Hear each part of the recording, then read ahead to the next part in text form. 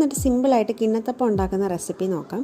ആദ്യം 2 കപ്പ് പച്ചരിയാണ് നമ്മൾ എടുത്തിട്ടുള്ളത്. അത് നന്നായിട്ട് കഴുകി വൃത്തിയാക്കി എടുക്കാം. അരി കഴുകി വൃത്തിയാക്കി എടുത്തതിന് ശേഷം നമുക്ക് ഇതിലോട്ട് തിളപ്പിച്ച വെള്ളം ഒഴിച്ച് കുതിർക്കാൻ വയ്ക്കാം. ഒരു അരമണിക്കൂറോ 1 മണിക്കൂറോ കുതിർത്തെടുക്കണം. ആ സമയം കൊണ്ട് നമുക്ക് ഒരു തേങ്ങയുടെ പാലെടുക്കാം. നമുക്കിപ്പോൾ ഒരു തേങ്ങയുടെ പാലെടുത്തപ്പോൾ ഒരു 3-3.5 കപ്പ് പാലാണ് കിട്ടിയിട്ടുള്ളത്.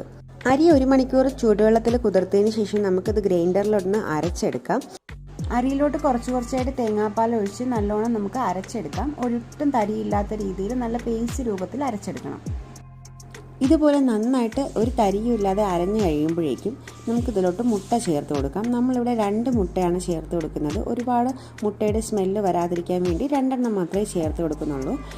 കുറച്ച് ഏലക്ക ചതച്ചതുകൂടി ചേർത്ത് കൊടുക്കാം. നമ്മൾ മുട്ട ഒഴിച്ചതിന് ശേഷം വേറെ 5 മിനിറ്റ് മാത്രമേ മാവ് അരയ്ക്കാവൂ, ഇല്ലെങ്കിൽ നല്ലോണം പതഞ്ഞു പോവും.